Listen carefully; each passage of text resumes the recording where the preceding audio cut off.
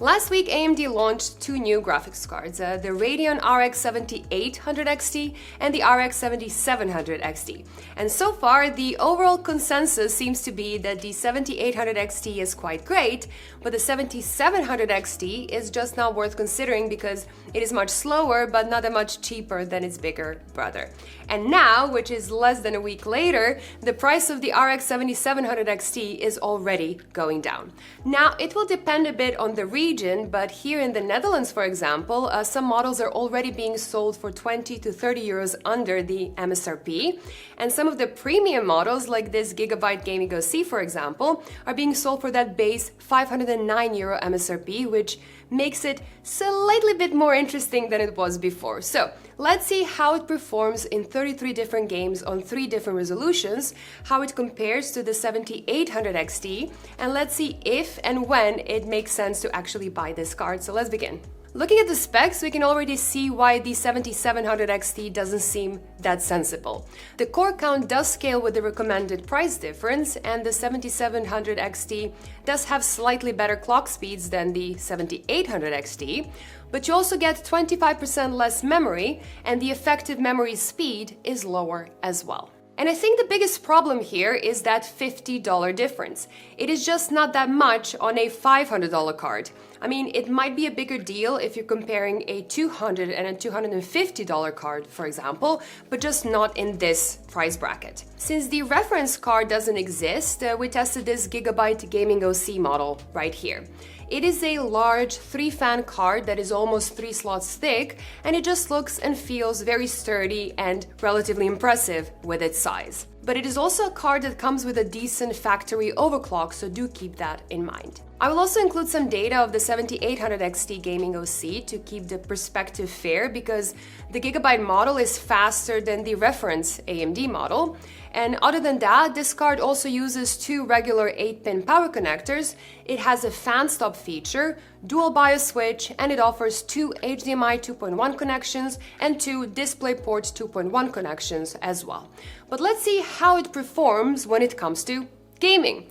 And let's start with Baldur's Gate 3, which is a fantastic game, and you should absolutely give it a go if you haven't played it already.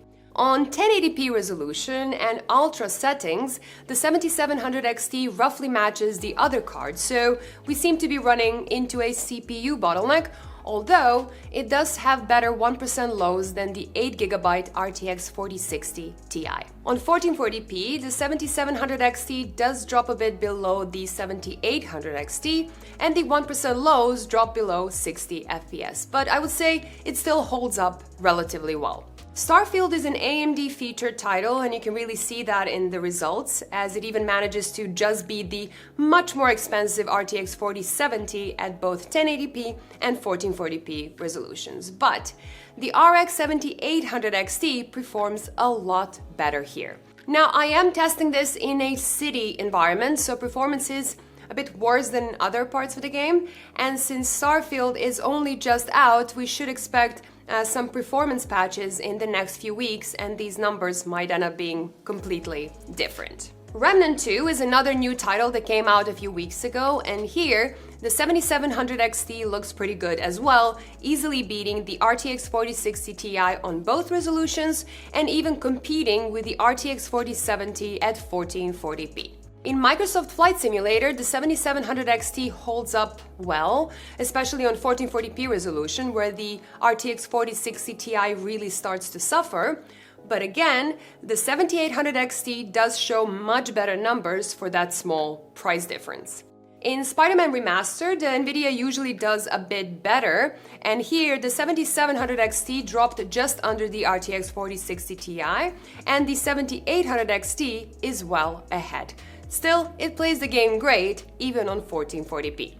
God of War generally works better for AMD, and here the 7700 XT ends up between the 4060 Ti and the RTX 4070 on both resolutions, with the 7800 XT being ahead again. Assassin's Creed Valhalla is an AMD-sponsored title, and it ends up looking similar to God of War, with the 7700 XT in between the 4060 Ti and the 4070, with the 7800 XT ahead by quite a lot. Dying Light 2, on the other hand, is an NVIDIA-sponsored title, but that isn't enough to keep the 7700 XT from beating the 4060 Ti yet again.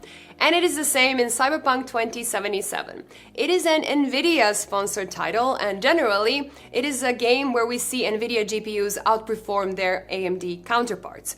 But the RX 7700 XT still holds up well compared to the RTX 4060 Ti, even if the 7800 XT offers a much better experience, especially on 1440p resolution. Doom Eternal is a super easy game to run that scales well with GPU performance, and as always, pretty much every recent GPU will run this smoothly on any resolution. And here, the 7700 XT isn't even that far from the 7800 XT, with the RTX 4060 Ti falling well behind. Formula 1 2022 on ultra-high settings, which includes some ray tracing effects, is a good example of why you might want a bit more power than the 7700 XT has to offer if it doesn't cost too much. The 7700 XT is fine, but the 7800 XT is noticeably better. Now, to keep it a bit shorter, I'm not going to talk about every single individual game, so let's look at some summaries instead. On 1080p, the 7700 XT will generally get you 100 FPS or more in most games, sometimes a bit less if you crank everything to ultra like in Red Dead Redemption 2, or if you run into CPU bottlenecks like in Starfield or Microsoft Flight Simulator. But it still handles every game easily with even some headroom to spare. On 1440p, we do end up with an average of 60 FPS or more in every game tested, but several games do show that on this resolution, you don't have that much headroom to spare. Of course, many games nowadays feature FSR upscaling, and alternatively, you can drop your graphics settings to medium as well. Like I said in my 7800 XT review, it is not a 4K card, and the same goes for the 7700 XT. It really starts to struggle here. And while FSR will manage to help in a lot of games, it won't help in every single title. So if you're okay with 30 FPS instead of 60, and if you're okay with upscaling and dropping settings in most heavier games, you can get this to work on a 4K resolution, I guess. But as you can see here, the only slightly more expensive 7800 XT just looks much better. So the obvious problem for the 7700 XT is clearly the 7800 XT. So if we compare the Gigabyte Gaming OC version of both, the 7800 XT is 17% faster on 1080p, 22% faster on 1440p, and 25% faster on 4K resolution. And the $50 difference in price we see in the US, which makes the 7800 XT 11% more expensive, just isn't nearly enough to justify the 7700 XT in any possible way. And even with the price drop here in the Netherlands, I still don't think it is good enough. The 7800 XT costs about 16% more, but I think it's worth paying 80 euros extra for a solid 22% more performance on 1440p and 4 gigabytes of extra VRAM, because that will make a difference in the years to come. So the question is, what the 7700 XT should cost in order to make sense? Which can also kind of depend on where you live and how much you pay for electricity, because AMD is a lot less efficient than NVIDIA. The Gigabyte 7800 XT uses about 44 watts or 18% more power to give you that 22% more performance, and this overclocked 7700 XT card is close to the reference 7800 XT model while being considerably slower. It also means that this 7700 XT uses more power than a much faster RTX 4070 does, and it uses over 60% more power than the RTX 4060 Ti. And while the 4060 Ti gets a lot of criticism, and it really deserves it in my opinion, especially at $400, that power difference can really start to add up depending on how much you pay for power and how much you game per day. If your power is very cheap and you don't game a crazy amount, it won't really matter that much, even with a relatively large power difference between these cards. But with more game hours per day and with some rates that we pay here in Europe, for example, gaming on a 7700 XT can actually end up costing you hundreds of euros more over a 3 to 4 year period. The 7700 XT is about 15% faster than the 4060 Ti on 1080p and 22% faster on 1440p, which is a big performance difference. But at 64% of higher power draw, you cannot write the RTX 4060 Ti off as an alternative. And the fact that it can make the 4060 Ti look slightly more reasonable than it was before just says a lot about this card. So in the end, if you're in a place where power is cheap and it just isn't a concern for you, you can consider a 7700 XT, but only if it costs about $400 or less. So it needs to be at least $100 cheaper than the 7800 XT to make sense, in my opinion. And even then, a 7800 XT would still be a nicer choice for anyone that can afford to spend a bit more to get one. For those of you that live in a place where power is quite expensive, like here in the Netherlands, for example, I'm just not really sure that Gigabyte or AMD can do enough to make this 7700 XT make any sense, or at least not in the short run. The price drops so far are very nice, but not nearly enough in my opinion. It needs to be at least 100 euros less than it costs right now to make any sense.